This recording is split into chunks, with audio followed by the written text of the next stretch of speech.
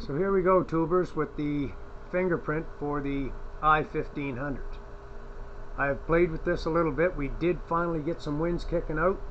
We got 30-kilometer winds pounding out there now, as one can see, and I've set this to 2.5 times the battery. Now that was stated by Midnight Classic in their videos, and any MPPT charge controller, whether it be solar or wind or anything, obviously in this case it's 2.5 that it seems to like. So the battery voltage is 24 volt times 2 is 48, half of 12 is another, half of 24 is 12, and 48 and 12 is 60 volts. So 60 volts is what I got it cut in set for on the graph. We'll show you the graph here. Now if we look at this closely, we can see you can't populate this area, and then we go right to 4, 8, 12, 16, 20. It's all multiples of 4 right down, and the cut in here is 60, and then I went to 64, and then from the 64 of the cut in at 60 to the 64, I just tried to soften it a little. From the 64 272 and multiples of 8 all the way down. So we end up with 176 on the voltage on the bottom and 60 on the ampage on the top, and it's just one straight curve. So with that help of Todd to get this curve set with those numbers, I just had to find out the cut-in number to make all of this work to the best advantage. So this is what I come up with. I think I'll change this to 56 to keep it all 8, and then we'll go to commit, and now it is all in 8 increments.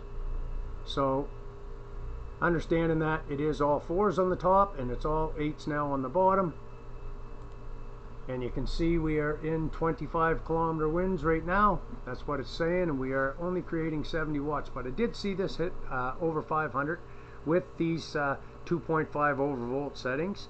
So it is interesting, to say the least, that when I first got this, I looked at it and it popped over 1,000 watts, but when I looked in the graph was set to 90 volts for the cut-in pressure.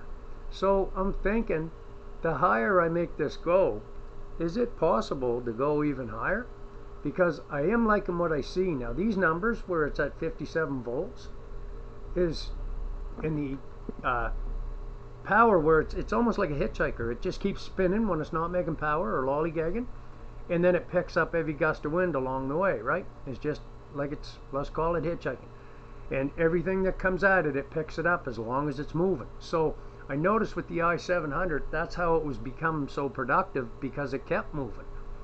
Now that little turbine up there is cranking out too, but I believe the winds to be more favorable, or because the elevation's higher.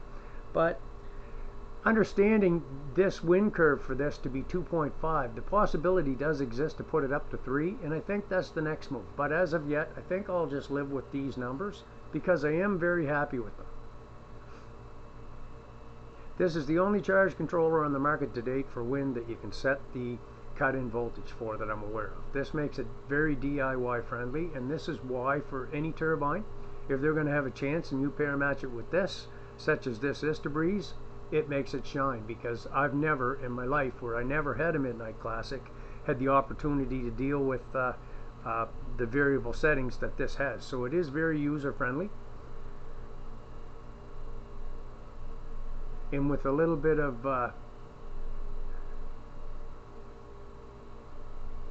education as to the product or the turbine you have. In my case, it's 155 volts tops, 55 amps tops. Now the 55 amps was for a 24 volt turbine. For the 48 volt turbine, it was only 30 amps. But using those numbers, because I'm using it on a 24 volt battery bank, assumed that I could carry the 30 amps to 55 amps, because 1600 watts is 1600 watts for them reasons. But in there's 385, and we are only at 30 kilometers with a little gust. So I'm really liking the outcome of this. It's been actually, like I say, she's hitchhiking now, and she's gonna wait for another little gust to come along and pick up the free ride. And this is very interesting, because the cut-in voltage on this is everything, and that's 2.5. I haven't went to 3, but I'm thinking that's a possibility. But the numbers to go up may have more lollygagging than not in the lower winds. That's why there's 308, and we are 28 kilometer winds, 405. So them numbers are nice to see for sure, and I'm very happy with them, so I think I'm going to stick with that as to where it's at. Knowing that we have fingerprinted, or I have for my local area, the I-1500 on the man cave, so that it has its own wind curve, and for anybody that's wanting to put their Istabreeze I-1500 together with one, the answer to the question is 2.5 times the battery bank. At least for me and my wind. Everybody's going to be different. It's not to say that we're all the same, because we're not. It's going to come down to wind conditions. It's going to come down to the turbine, the charge controller. Obviously, if you're setting values, you've got a classic. But the turbine and the wind conditions, however, they will play, well, a big role. And seeing these numbers, and we are looking at, it's saying 20 kilometer winds, but there's a gust there, 350. I'm waiting for the wind to change to give that to you, 400 watts. 519, absolutely superb. I gotta say, what a fine pair match. All you gotta do is unleash it. It's saying 37 kilometers an hour on the wind, so just imagine if that hit 50 kilometers, what I'm going to get out of this.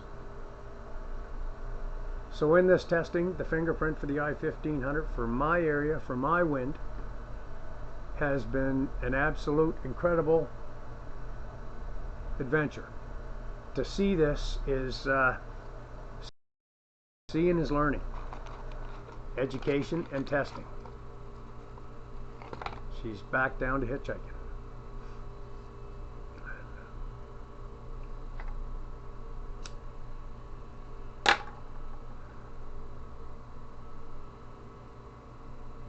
So I got to say, of all the charge controllers on the market to date, this is the only one that's a DIY friendly one that I've worked with, that I've actually had my hands on to be able to set variable settings for the cut-in voltage for the wind turbine. So that is obviously everything, because it is still making no power for the moment, but if you look to the left, I'm lollygagging at 55 volts. That means I'm still turning, hitchhiking, whatever you want to call it, and waiting for another little ride to pick up along the way. And that's what this should be doing, and that's where I was trying to play with this to set it up.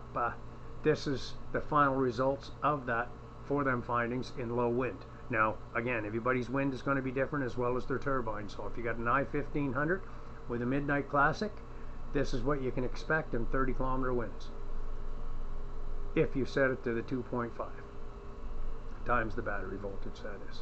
So I hope this helps, guys, but that's the fingerprint that I'm going to use for the I-1500 with the Midnight Classic.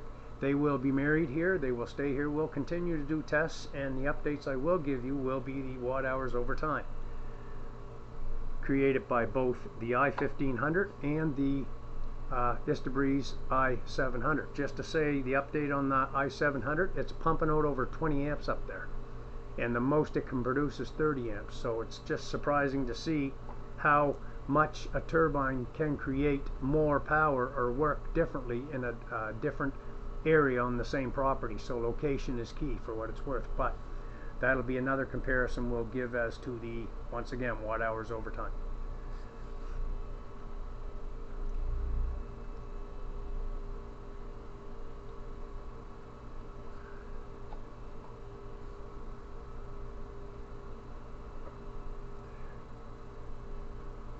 So we're back down to 20 kilometer winds, and we are hitchhiking. Oh, I'm hearing a little rev up. There we go, 283 watts, 10 amps. Back down, and that is 20, I'll have to wait for the wind gauge to flick over, 31 kilometer. 31 kilometer gust. And then we go back down to hitchhiking again.